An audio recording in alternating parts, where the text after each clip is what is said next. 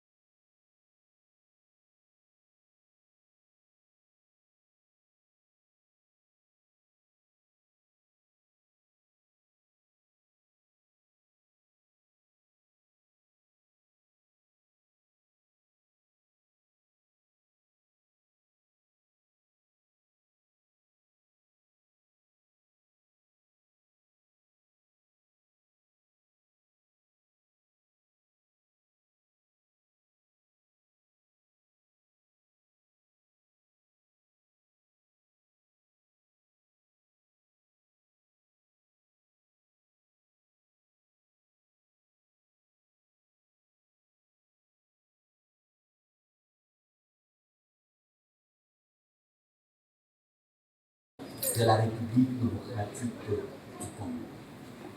Ainsi, les justiciables qui se trouvent dans l'impossibilité d'exercer leurs droits en justice, soit en demandant, soit en défendant, et qui voient leurs droits méconnus, faute de moyens financiers, pourront désormais bénéficier des aides légales en ce qui concerne l'assistance judiciaire pour se constituer un conseil capable de défendre avec efficacité leurs droits. Pour l'Ordre national des avocats, les indigents demeurent des citoyens congolais à part entière. Quoique provisoirement démunis financièrement, ils ont aussi droit à une justice équitable et gratuite, mais à charge de la République. C'est l'application de l'article 12 de la Constitution qui dispose que tous les Congolais sont égaux devant la loi et ont droit à une égale protection de l'ordre. Monsieur le Premier Président, Messieurs les Présidents, Mesdames et Messieurs les conseillers, Monsieur le Procureur général, espérant avoir été entendus et compris pour le vote de ce projet de loi sur l'aide légale, je plaide pour que votre haute cour reprenne ses travaux. Je vous remercie. Représentant personnel de son Excellence, Monsieur le Président de la République et chef de l'État. Monsieur le Président du Sénat, Monsieur le Président de la Cour constitutionnelle et Président du Conseil supérieur de la magistrature, Monsieur le Procureur général de la Cour constitutionnelle, Monsieur le Premier Président de la Cour de cassation, Monsieur le Procureur général de la Cour de cassation, Madame la Première Présidente du Conseil d'État, Monsieur le Procureur général du Conseil d'État, Monsieur le Premier Président de la Haute Cour militaire, Monsieur l'Auditeur général des Forces armées congolaises, Mesdames et Messieurs les magistrats, Mesdames et Messieurs les avocats et chers confrères, Mesdames et Messieurs en vos qualités et titres respectifs, au terme de l'article 64 de l'ordonnance de la loi organique numéro 13/011 du 11 avril 2013 portant organisation, fonctionnement et compétences des juridictions de l'ordre judiciaire, les 15, la présente cérémonie rappelle à tous que la justice est un service public qui contribue véritablement à l'émergence d'un état de droit dans notre pays. Aussi, ai-je l'honneur de prendre la parole en ce moment au nom de l'Ordre national des avocats afin de soumettre à votre haute cour et à travers elle au gouvernement de la République la question essentielle et cruciale de l'assistance judiciaire d'un conseil prodéo dans le cadre de l'aide légale. Avant l'Ordre national des avocats et de voir le texte final qui en sortira être mieux élaboré avec une sensible amélioration susceptible de relever les défis de l'accès des plus démunis à une aide légale efficace et efficiente. Revenons à l'essentiel de mon propos. Je tiens à préciser que la question ici soulevée vise la gratuité de la justice pour les indigents en termes d'assistance judiciaire d'un conseil prodéo. En effet, la recherche de la vérité judiciaire ne peut pas être mise en échec par des considérations financières. Toute personne, quelle que soit sa condition sociale, doit pouvoir s'adresser à la justice dès l'instant où elle prétend avoir subi un préjudice dans la jouissance d'un pouvoir. L'appareil judiciaire est mis à sa disposition sans qu'elle ait à payer les juges qui vont statuer sur sa demande, ainsi que cela était de rigueur dans le système dit des épices. Pour votre mémoire, les épices n'étaient autres que cette pratique judiciaire consistant à faire des cadeaux aux juges après un procès. Elles étaient quelquefois versées avant le procès afin d'influencer la décision du juge, car la justice à l'époque n'était pas gratuite. En droit congolais, et au terme de l'article 19, alinéa 4-5 de la Constitution de la République démocratique du Congo, toute personne a le droit de se défendre elle-même ou de se faire assister d'un défenseur de son choix, et ce, à tous les niveaux de la procédure pénale, y compris l'enquête policière et l'instruction préjuridictionnelle. Elle peut se faire assister également devant les services de sécurité. Aussi, devant le foisonnement des textes légaux et réglementaires nécessitant le recours presque obligatoire aux professionnels du droit, peut-on véritablement croire que toute personne a la possibilité de se défendre elle-même? Or, le recours à ces professionnels du droit, que que sont notamment les avocats, qui bénéficient du monopole de l'assistance et de la représentation devant la justice, exigent que la personne puisse disposer des moyens financiers suffisants. Et que donc, nonobstant la disposition constitutionnelle susmentionnée, il est évident de constater que tout le monde ne dispose pas des moyens financiers suffisants pour s'offrir les services d'un défenseur de son choix. D'où la nécessité de recourir à un conseil prodéo. Abordons la notion du prodéo.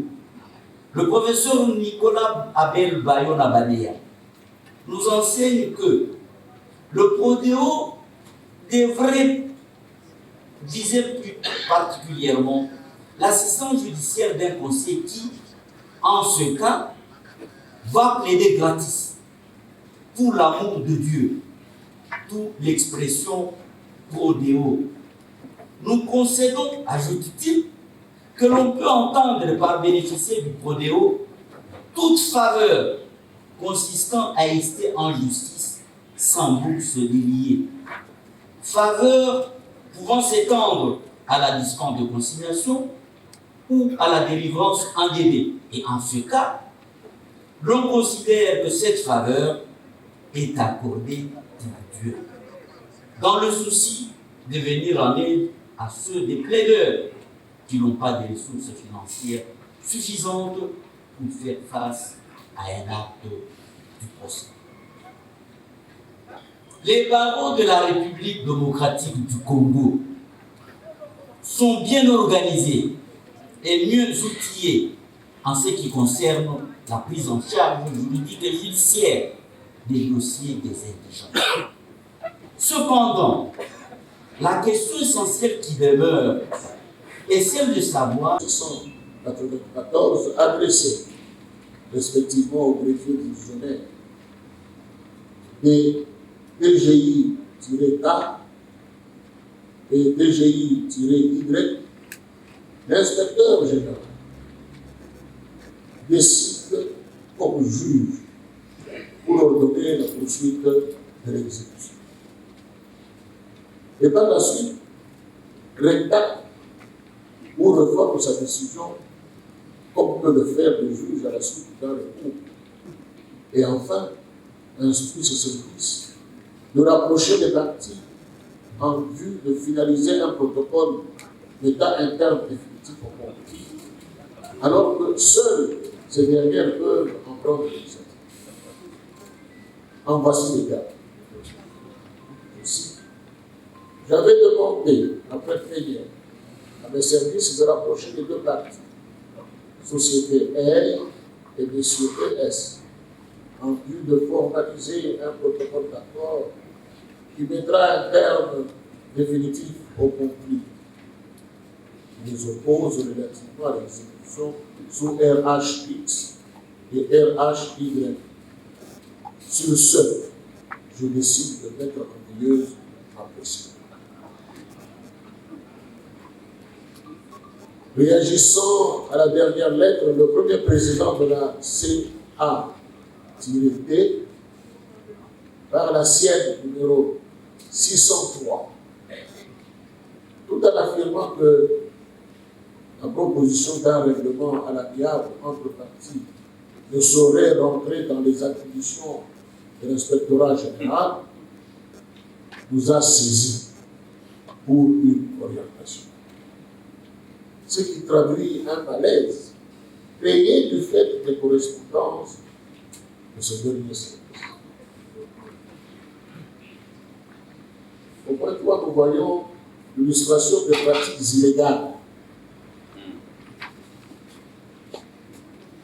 Les pratiques illégales s'illustrent par des demandes systématiques de dossiers en communication.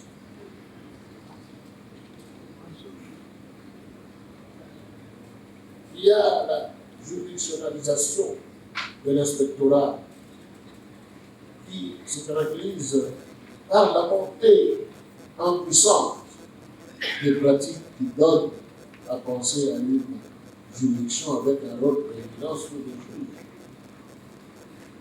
un regard porté sur ces pratiques laisse entrevoir que plus souvent les juges ayant rendu des décisions ou en voie de leur vente et les parties opposées, diverses causes parfois même non concernées, sont convoqués, auditionnés et confus.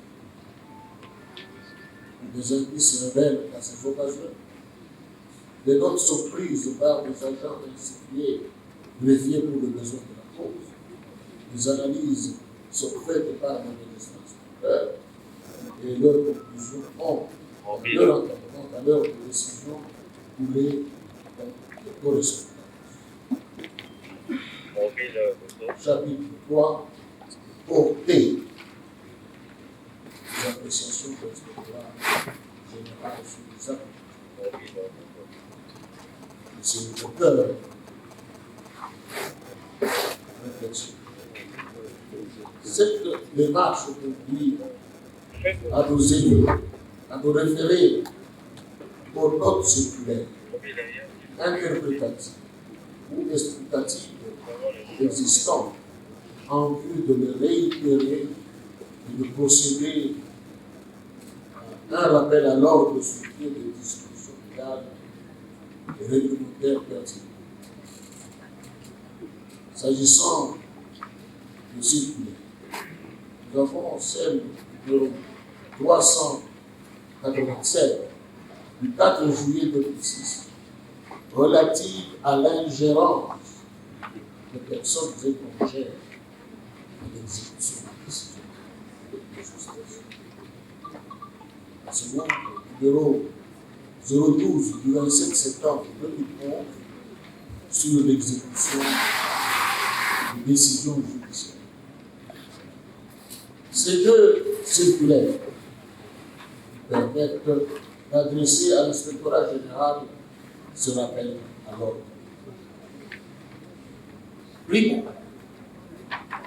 en l'état actuel de notre Constitution, particulièrement en son article 151, alinéa 1er, rien n'autorise l'inspectorat général qui relève administrativement du ministère de la Justice, donc de l'exécutif, à suspendre l'exécution de décisions judiciaires. M. le bâtonnier, la Cour prend acte. Madame la ministre d'État, ministre de la Justice et garde des Sceaux, représentant personnel du chef de l'État, président de la République et magistrat suprême, avec l'expression de ma considération distinguée. Lors du discours du chef de l'État, lors de son discours d'investiture du 24 janvier 2019, dans lequel il avait déclaré notamment: notre force collective réside dans notre attachement aux valeurs universelles de paix d'un État de droit, dans notre attachement aux valeurs universelles de paix d'un État de service de chaque citoyen. Et d'autre part, il a demandé à ce que nous veillions à garantir à chaque citoyen le respect dans l'exercice de ses droits fondamentaux. Et comme tout le monde le sait, dans la partie est de la République démocratique du Congo, la paix est perturbée par des forces négatives. Le sang y coule inutilement. Les compatriotes meurent chaque jour. À ce sujet, nous saluons la détermination de son Excellence, M. le Président de la République, magistrat suprême, ainsi que son abnégation à venir à bout de tous ces groupes armés négatifs qui sèment la désolation au sein de nos populations. Par ailleurs, il a plu à sa haute autorité de nous porter à la tête du ministère public au sommet depuis son ordonnance du 30 juillet 2022. vais transmettre tous nos sincères remerciements. Et nous voulions révéler ici que nous serons le serviteur du droit et non des personnes. En ce qu'il nous a demandé de dire le droit, et rien que le droit. Au nom des magistrats du parquet, au nom de tous les personnels de l'ordre judiciaire, ainsi qu'au mien propre, je prie Madame la militaire en charge de la justice et garde des Sceaux d'accepter nos remerciements, de transmettre nos remerciements les plus respectueux à son Excellence, Monsieur le chef de l'État, magistrat suprême. Honorable président de l'Assemblée nationale, ici représenté, honorable président du Sénat, Monsieur le président de la Cour constitutionnelle, Monsieur le procureur général de cette Cour, Monsieur le président de la Cour de cassation et honorable collègues, Monsieur le premier président ici représenté, Monsieur le premier président du Conseil d'État ici représenté, Monsieur le premier président de la Haute Cour militaire, Monsieur le auditeur général de la République démocratique du Congo, Mesdames et Messieurs les membres du gouvernement, Excellences, Mesdames et Messieurs les ambassadeurs, Mesdames et Messieurs, magistrats civils et militaires, et chers collègues, Monsieur le Président de la Cour des comptes, Monsieur le Président, Monsieur l'auditeur général de cette Cour, Madame la directrice du cabinet adjoint du chef de l'État en charge des questions juridiques et diplomatiques,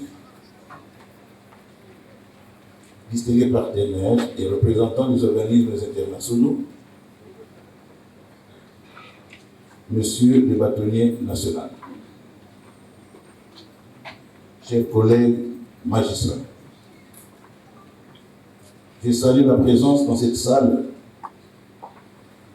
de Monsieur le vice-président, le deuxième vice-président de la Cour commune de justice à Abidjan. Je salue aussi la présence de Monsieur le premier président de la Cour suprême de justice de la République du Congo. Chers collègues, face à la liberté d'expression dans un état de droit. Le ministère public, face à la liberté d'expression dans un état de droit. Ainsi que je l'ai dit au début, le chef de l'État, lors de sa prise de pouvoir en 2020, avait martelé qu'il ferait de cet État un état de droit. Et les manifestations dans un état de droit s'expriment avec les libertés fondamentales, notamment celle d'expression. L'objet de la présente réflexion est de rappeler que la liberté d'expression a essentiellement pour but la participation au débat public d'intérêt général et petit. Nous allons faire réfléchir avec nous la démarche telle que nous voulons démontrer comment s'exerce ou devrait s'exercer la liberté d'expression dans un état de droit et le rôle du ministère public lorsque ce genre de liberté est dépassé. Les définitions des concepts, la liberté d'expression, contours et limites, l'intégration du ministère public dans l'exercice de la liberté d'expression sont les trois chapitres que nous allons tâcher de développer tout à l'heure. L'état de droit suppose la pertinence, ou plutôt la prééminence du droit dans un État, ainsi que le respect par chaque gouvernant et gouverné de la loi. Et dans cette approche, chaque individu devrait, comme puissance publique, respecter ses droits et les droits de tous. L'état de droit est caractérisé principalement par la proclamation des libertés et des droits, le contrôle de la constitutionnalité, la séparation des pouvoirs, la volonté d'éliminer tout acte arbitraire, l'indépendance de l'autorité juridictionnelle et l'égalité devant la loi. Par contre, l'état de droit n'est pas celui où on a le droit de faire ce que la loi ne permet pas. Et c'est là où commence le travail du ministère public. Jean-Jacques Rousseau, le célèbre mémoire, a dit que quand chacun fait ce qui lui plaît, on fait souvent ce qui déplaît aux autres. Et cela ne s'appelle pas un État libre. Pour lui, être libre, c'est être soumis aux lois. Quels sont les droits et libertés fondamentaux définis par notre Constitution? Les notions de droit et liberté sont interdépendantes. Les droits humains ou droits de l'homme, appelés aussi droits de la personne, sont un ensemble de droits qui conditionnent à la fois la liberté de l'homme, sa dignité, l'épanouissement de sa personnalité. Par contre, les libertés fondamentales évoquent les zones d'autonomie de la personne où les bénéficiaires peuvent agir a priori comme enseignement. Le ministère public que nous sommes avons pour mission de ramener l'harmonie dans les relations sociales. Au sein de cette justice, le ministère public est un corps. Les magistrats établis près des cours et tribunaux avec la mission de défendre les intérêts de la société, de veiller à l'exécution des lois et des décisions judiciaires. Que pouvons-nous entendre alors par liberté d'expression? La liberté d'expression est l'un des droits les plus précieux de l'homme, consacré dans notre Constitution, spécialement par les articles 23 et 24 et extensivement par les articles 25 à 27. Autrement dit, cette liberté est le droit de recevoir, d'échanger et de communiquer des informations et des idées en toutes sortes, oralement, par écrit ou par autre manière de l'exprimer. Pour une meilleure compréhension du Sénat. Messieurs les membres du bureau du Conseil supérieur de la magistrature, Monsieur le secrétaire permanent du Conseil supérieur de la magistrature, qu'il nous soit permis à ce stade de saluer la présence de nos honorés collègues de hautes institutions judiciaires étrangères qui nous ont fait l'amitié de se déplacer pour assister à cette audience. Tout particulièrement le premier président de la Cour suprême de justice de la République du Congo, M. Henri Bouka.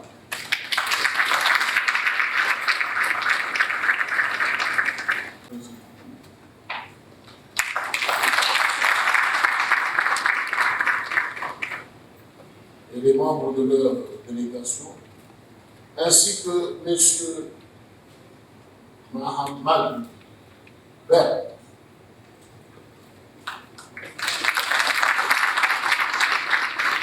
magistrat hors cadre,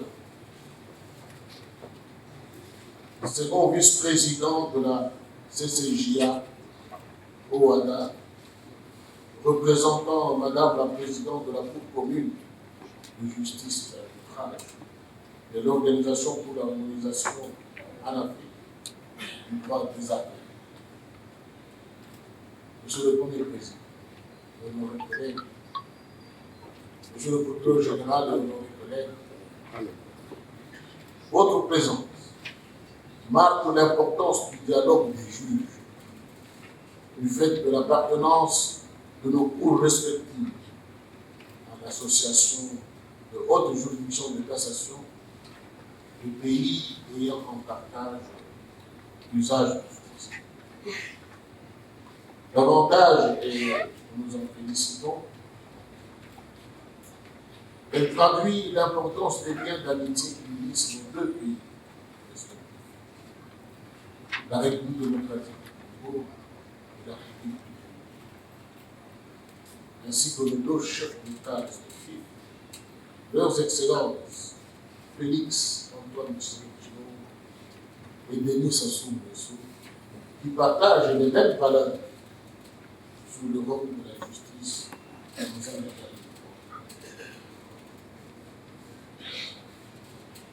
Monsieur le second vice-président de la Cour commune de justice et d'arbitrage,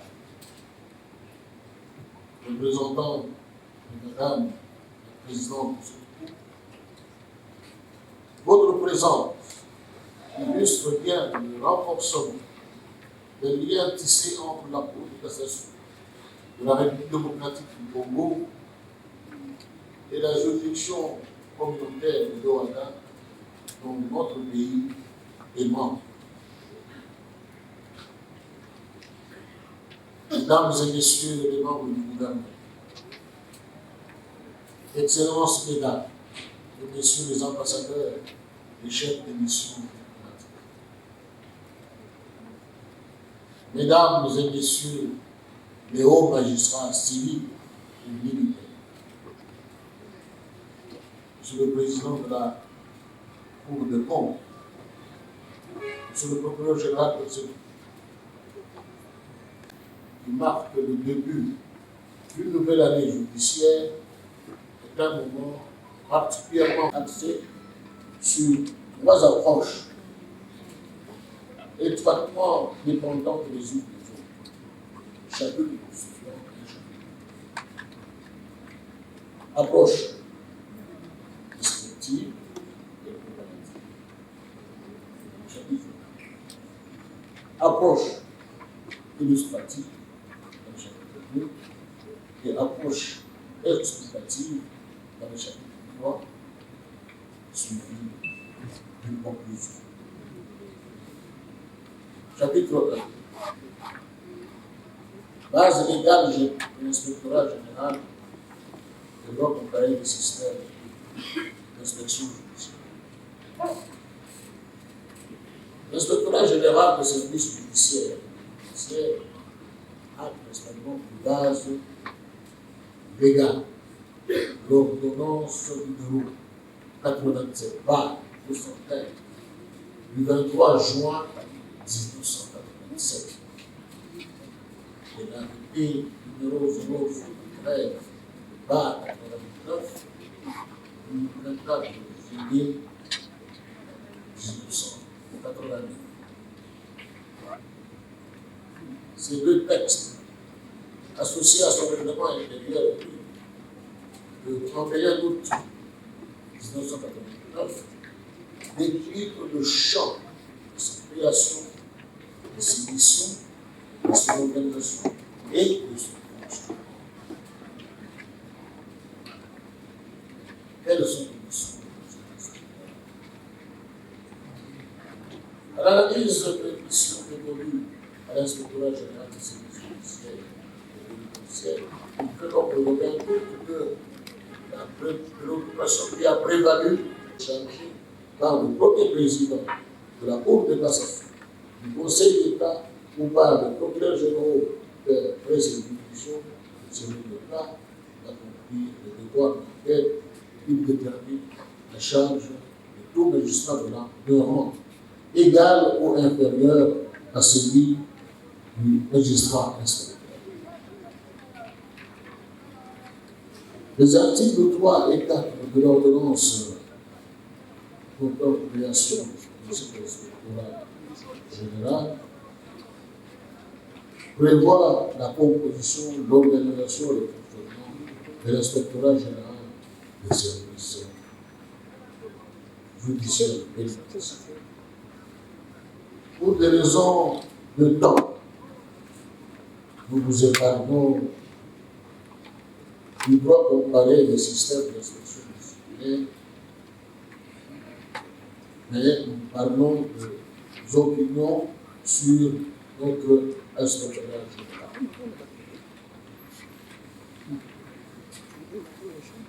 L'inspectorat général des services judiciaires pénitentiaires est-il un service en marge de la Constitution du 8 février 2006? Cette interrogation n'est pas neutre. Elle est le titre d'une réflexion de Jean-Michel David d'Angleterre, qui affirme que son existence est vue par une certaine opinion comme portant atteinte au principe de la séparation des pouvoirs et de l'indépendance judiciaire, ainsi que le juge consacré par la Constitution du 18 février 2006. Aussi soutient-il que certaines de ces compétences sont contraires à celle-ci. On sait qu'elles permettent de porter une appréciation sur l'œuvre du juge. Toutefois, abordant la question de la constitutionnalité, de la mission de contrôle de fonctionnement des juges et des parquets dans l'inspectorat général, l'auteur précité nuance son opinion en affirmant qu'elle n'était pas incompatible avec la Constitution. On sait qu'elle ne viole ni l'indépendance du pouvoir judiciaire, ni celle du juge. Par ailleurs, au sein même de l'inspectorat général, il se développe couramment une opinion selon laquelle, considéré comme transgrave séculier du ministère de la Justice, il est souvent appelé à intervenir afin d'éviter que l'exécution d'une décision juridictionnelle ne perturbe les équilibres sociaux ou ne trouble l'ordre public. Chapitre 2, indicateur de la juridictionnalisation de l'inspectorat général. Ces indicateurs sont à chercher dans la masse de correspondance administrative dont nous sommes employés par le premier président de la plus haute juridiction de l'ordre judiciaire. Et bien au-delà, cette cause de faire état de pratiques inégales observées au sein de l'inspectorat général. Commençons par l'utilisation de collectivités. Par lettre numéro 226, l'inspectorat général demandait à un huissier de justice de réinstaller les personnes détenues. En réaction, l'avocat CNF considère que, citons, les effets d'une décision judiciaire ne peuvent être anéantis que par une décision judiciaire contraire, et non pas une simple correspondance émanant d'une autorité administrative dont la mission est, reste, limitativement encadrée par la loi.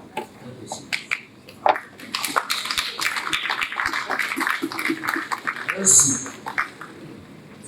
interpellant la ministre de l'État, ministre de la Justice, il dénonce le fait que, citons, l'inspectorat général du service judiciaire et pénitentiaire a institué un troisième degré de juridiction plutôt que de conseiller en cas d'irrégularité dans le jugement ou encore lors de son exécution, d'exercer les droits de recours reconnus par la loi.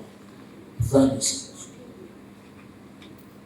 Ce seul cas de figure est révélateur de plusieurs autres correspondances contenant des décisions de l'inspectorat général qui suscitent des réactions citoyennes. Point 2, nous allons illustrer les dérives de ce service. Il arrive parfois que l'inspectorat général s'exprime plus ouvertement par des appréciations dépourvues de pertinence juridique sous forme de décisions judiciaires, comme cela peut être observé dans les cas ci-après. 1. Par lettre numéro 0393, adressée au préfet divisionnaire du PGI IL-G, l'inspectorat général, à l'instar d'un juge, décide que nous citons. Après étude de part d'un service, je vous retrouve le dossier avec instruction d'exécuter, sauf à l'égard des dames LM,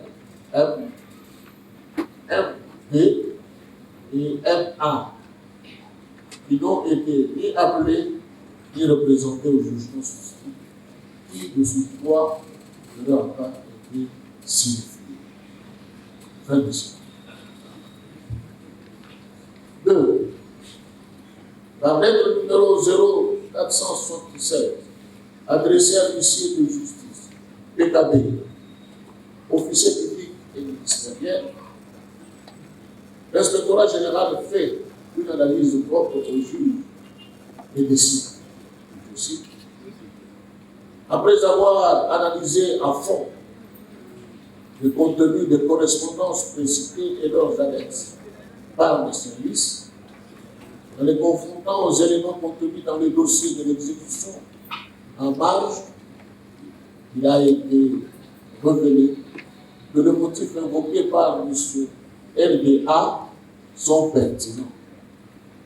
L'opposition votée ne suspendant pas l'exécution provisoire du jugement délivré. 3.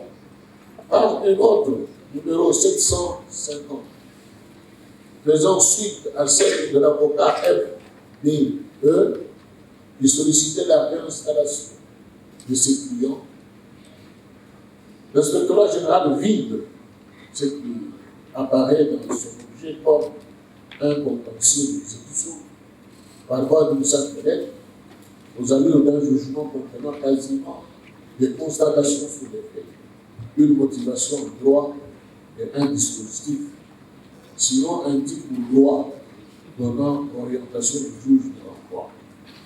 En voici les cas. Je cite.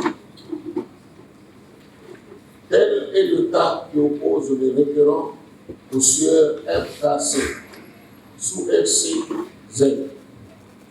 L'exécution saisie devrait, dans l'instruction de ce dossier, tenir compte de la loi du 17 novembre 1977 pré-rappelée. Les personnes détenues sont toutes détentrices de certificats d'enregistrement de plus de 2 ans.